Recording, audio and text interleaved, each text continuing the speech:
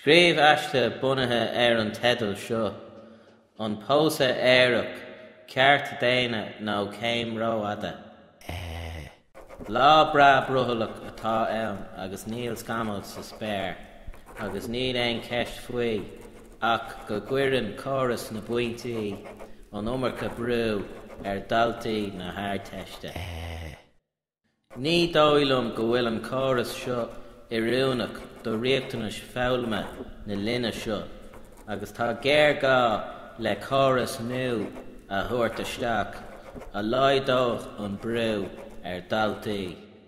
Dream eile atá faoi bhrú na léitheanta seo ná na daoine fad atá ag déanamh cinenne faoin reifreann pósta.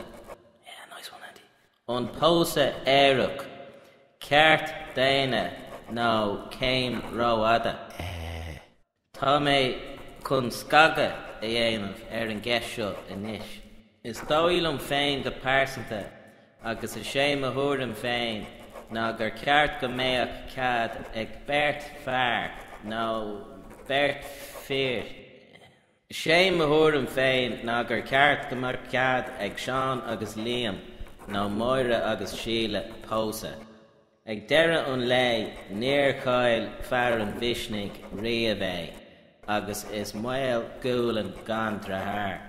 That's a good one. Tá gach duine mar a céile is tócha. Tá a chur féin éireach nó sin a cheapan gach duine. Is tócha go bhfuil sé fós sa chófra, agus ba cheart go mbeadh cead ag teacht amach as an chófra, agus fear eile a tháinig amach as an chófra a fósa. An taobh eile don scéal, bíonn gá thaobh le gach scéal, agus déiteach impleachtaí tromchúiseacha a bheith leis an reifreann seo.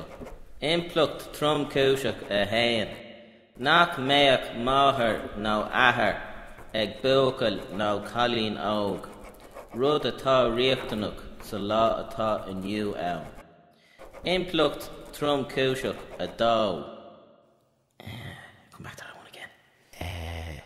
Is ceist tábhachtach is sucaí na linne seo, cosúil le policy déine an rialta seo a bhfuil scris á dhéanamh aige tháilig ó ceann na tíre, agus fiacha mór le humpart ag na glúnta atá le teacht.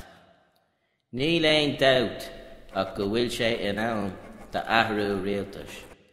Madar leis an rún, aon taobh leis. Aindí.